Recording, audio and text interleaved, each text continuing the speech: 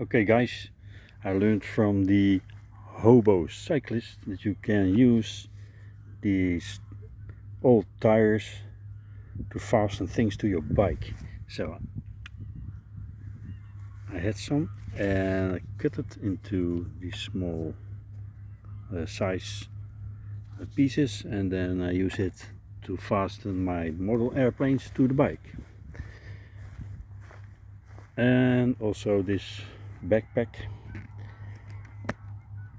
is very tight, going nowhere, very cheap. It's wonderful. As you can see here, even the plane is fast with a few old tires, so that works fine.